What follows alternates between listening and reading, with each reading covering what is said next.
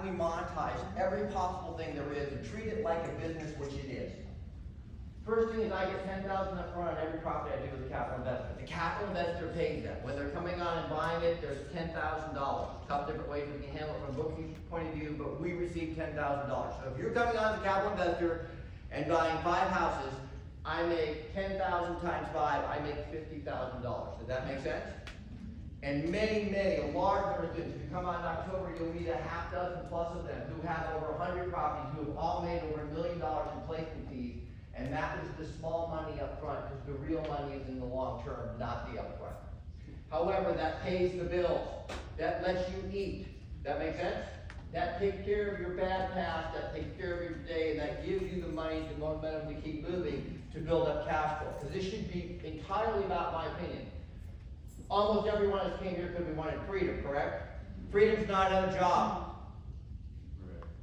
Yeah, and there's 3 historical great risks and a 4th one that's come in that affect dramatically every real estate investor, yet almost everybody pretends they don't exist. First one is market risk.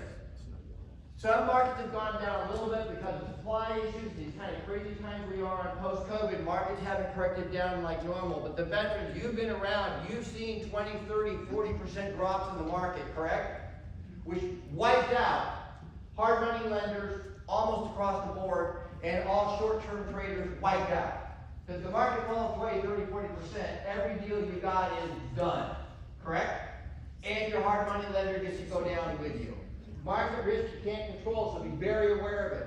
Whether it's like long-term. Long term, if it's your home and you're making the payment and you can afford the payment, if the market goes down, that sucks, but nothing changes. It's your home, you can afford it, you just keep paying every month and bitch and complain to everybody, correct? Hello? You know, the next one is interest rate risk. These interest rates have gone up some. They're still historically low, yet have they put a damper on the market? Yeah. And you can't mitigate that. You can only be aware of it. So interest rate risk is always there. Market risk is always there, and economic risk. Some areas of the country are starting to be affected in a notable way by the economy. Which, you know, whether we call it recession, sluggish, whatever we call it, it's certainly not currently the good old days most places. Agreed? Can't control that. And then the 4th risk, which has really been coming into play more and more in the last 5 years, is your sociological and your political risk. And some places are becoming very toxic from our point of view to be an investor. Yes or no? Yeah. You got to be aware of those. They're not going away just because you pretend they're not there. See, this is a business, and we're going to talk about it like a business, because it is. When our new resident moves in, they give us a down payment. We get about 2.5%, 3%. This isn't a pretend seminar. I can't get you to give me $50,000 down, because if you had $50,000 down for owner financing, you could probably get a what? A loan, right? You don't need me. It's 2.5% to 3% is what we get. They don't give us 10% down like on those fancy seminar PowerPoint presentations. That's not what happens in the street. Built-in value equity. We like to buy with value. If you're newer, if you're what? If you're what? Truth is, you're probably going to be playing much closer to retail than a veteran. Because it takes some expertise, but also takes money and the confidence to ask for the discount. See, because most people have figured out, you know, like those proof of fund letters on the internet that you can buy? You guys know what I'm talking about? Okay, first of all, don't buy a proof of funds letter on the internet for $500 or $2,000. They don't have any money, just print your own.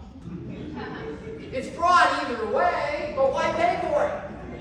If you think by now in 2023 that most realtors and most closing attorneys have figured out that those letters are not worth the paper they're printed on. Yeah, because they're not.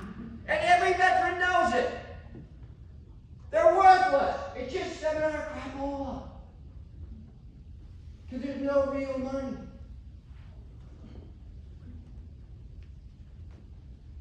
We only buy positive cash flow.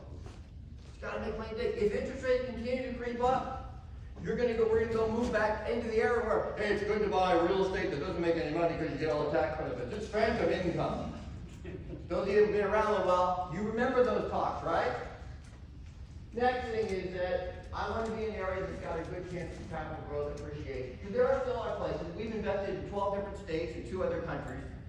And there are some states I've invested in that were, you can still, right now today, buy houses for under $100,000 that are livable, decent, clean houses. But there's a reason why they're 60 grand. Nobody wants to live there, and no one ever did, and no one ever will. They're horrible winters, horrible something. They do get like 13 great days or something. And that's it. And there's no economy, and there's nobody there, and there's never going to be, but they're really, really cheap. And there's a lot of smaller cities in the deep south, and a lot of smaller cities in the Midwest where you can still buy under $100,000. But you got to understand, it ain't going up just because you bought it. You bought it for 60, and you know what? You hold on for 10 years, baby, you could be sitting on $62,000, $63,000 property, because that's all they go up. I want to be somewhere that's a little bit more dynamic. Does that make sense? I want to take principal reductions. The Burr advice, first of all, you guys know what Burr is? That was it. Simple as that, rather than do the walking. You're going to buy it, and then if you bought well and or it goes up, and interest rates stay really, really low, and it keeps going up, and rents go up, you go back every year or two and crank all the equity out to buy more houses. And they tell you that's what rich people do. You think that's what rich people do? No, they're the exact opposite. When times are good, they don't refinance everything they own. They're doing the opposite. They're paying it off. Because isn't the end to have a bunch of houses free and clear? Or commercial or apartments or whatever you're doing free and clear, right? That way, it doesn't matter. You still got money always. You leverage when you're new and you have no money, and let's face it, you don't have anything to lose because you don't have anything. Like, we don't need to overly worry about asset protection if you have no assets. But, in today's world, because those fine institutions, legal doom. Oh, Zoom, sorry, I got it wrong. I think all the time, it's like they got 6 entities in one house. Where, 30 years ago, you'd have 6 houses and probably no entity, but you had 6 houses. Today, you got all these entities, but no real estate. So we like to pay them off. We don't run around refinancing. And when I look at my just under 1,000 clients who are actually rich, going back to the 80s, mid-80s, I had clients, decamillionaires to billionaire in the mid-80s. They had a lot of things in common. One of them was they didn't run around refinancing anything. It was the opposite. Paying it off is how they got truly what? Rich. Every now and then, like every 5 or 10 years, a strategic refinance. But very rarely, it was not to pull the money out, to piss it away on lifestyle. It was to actually build wealth. Because it's true that the first 7 years on a 30-year loan, you only pay off 3%, but in 10 years, you pay off 7%. And you start gaining down, a huge, huge, huge piece of the wealth building is paying the debt down while you let someone else pay for it for you. Because your residents pay for it. But you pay it down so that you have more freedom and more choices. Does that make sense? And from my background, if I need money, I don't cash out the golden goose. I don't kill my own assets. I pick up the phone and I call friends and family and affluent and wealthy people, and I raise money and get paid to place it. See, because we don't pay points, we charge them. Just like every real financial person, except the silly little real estate investor. One thing that's helped me when I started, you know what hard money was when I started? 18%. They'd only loan 65 cents in the dollar, and they charged 5 points. Now, if your hard money lender was good, because you didn't lose very often. Quite frankly, in those days, your hard money lender, you're like going, come on, man, don't beg. Come on, please, don't beg. I mean, they didn't want you to pay back then, because they put the pawn shop on it, almost entirely. Believe me, the little town I grew up in, there were 3 pawn shops owned by 2 families, and those also were the hard money lenders.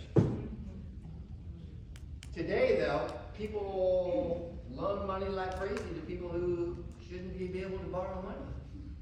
Which is all good until musical chairs ends. Tax benefits, there's a lot of things we can do.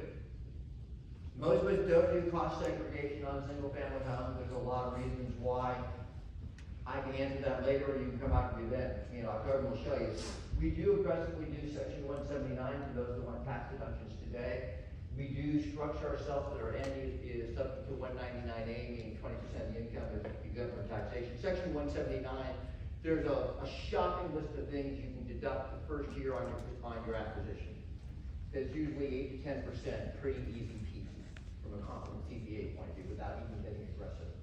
So we like the tax benefits up front, and then we increase the income every year, and I want this on every property I do. And this is what we formed. The tax benefits have always changed, but this is what we formed in '89, the base of what we're gonna do. Because we had to know the business, and we had to know how to maximize every single monetization element. Does that make sense?